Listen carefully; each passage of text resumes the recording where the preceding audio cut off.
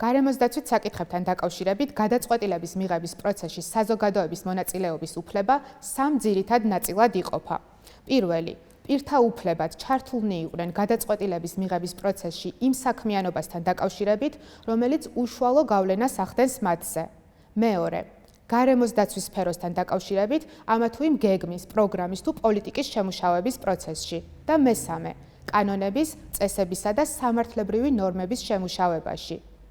გარემოს დაცვითი გადაწყვეტილების მიღების პროცესში საზოგადოების ჩართულობა განსაკუთრებით მნიშვნელოვანია გარემოს დაცვითი შეფასების კოდექსის მოქმედების სფეროში. გარემოს დაცვითი ზემოქმედების შეფასება იგივე გზშ გულისხმობს კოდექსით გათვალისწინებული კონკრეტული საქმიანობების, მაგალითად ჰიდროელექტროსადგურისა და მაგისტრალების მშენებლობის, წიაღისეულის მოპოვების, გარემოზე ზეგავლენის შესწავლას და შეფასებას.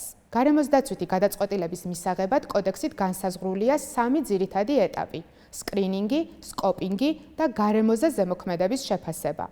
მოკლედ განვიხილოთ თითოეული მათგანი. სკრინინგის ეტაპზე კოდექსის დანართი ორით გათვალისწინებული საქმიანობების ხასიათიდან გამომდინარე, გარემოს ეროვნული სააგენტო ადგენს, არის თუ არა ის გარემოზე იმგვარი მნიშვნელოვანი ზემოქმედების მქონე, რომაც გარემოზე ზემოქმედების ანგარიშის მომზადება დასჭირდეს. სკოპინგის ეტაპის დროს გარემოს დაცვითი შეფასების პროცედურას დაქვემდებარებული დანართი ერთითა და დანართი ორით გათვალისწინებული საქმიანობებისთვის დგინდება იმ საკითხების შესწავლისა და შესაბამისი კვლევების ჩატარების საჭიროება, რომლებიც აუცილებელია საქმიანობის გარემოზე ზემოქმედების სრულფასოვნად შესაფასებლად.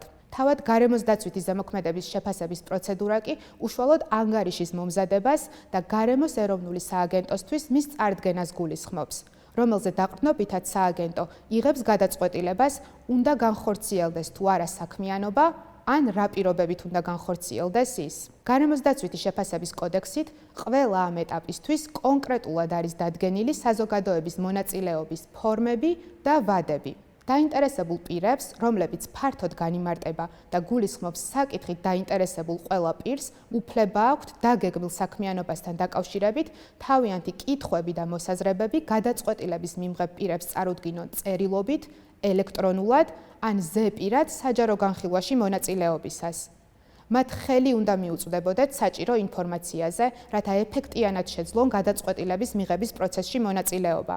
მაგალითად, თუ პირი მონაწილეობს ჰიდროელექტროსადგურის მშენებლობასთან დაკავშირებული გადაწყვეტილების მიღების პროცესში, მისთვის ხელმისაწვდომი უნდა იყოს ადმინისტრაციული წარმოების ფარგლებში მიღებული ყველა დოკუმენტი, მათ შორის ბუნებრივ და სოციალურ გარემოზე ამ საქმიანობის შესაძლო ზემოქმედების შესასწავლად ჩატარებული კვლევები.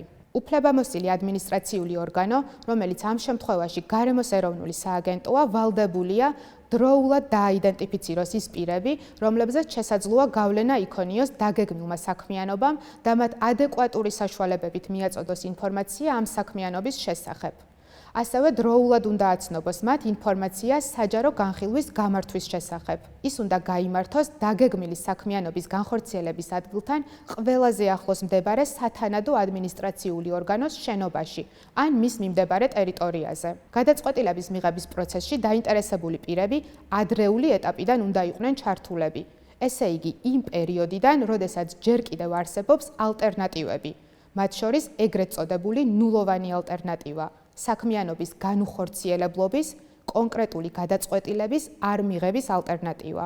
გადაწყვეტილების მიმღები პირები ვალდებულები არ არიან გაიზიარონ საზოგადოების მოსაზრებები, თუმცა მათ უნდა განიხილონ და მათი მონაწილეობის შედეგები სათანადოდ ასახონ შესაბამის გადაწყვეტილებაში, დაასაბუთონ, როგორ გაითვალისწინეს ან რატომ არ გაითვალისწინეს ისინი. საბოლოო გადაწყვეტილება საჯაროდ უნდა იყოს ხელმისაწვდომი.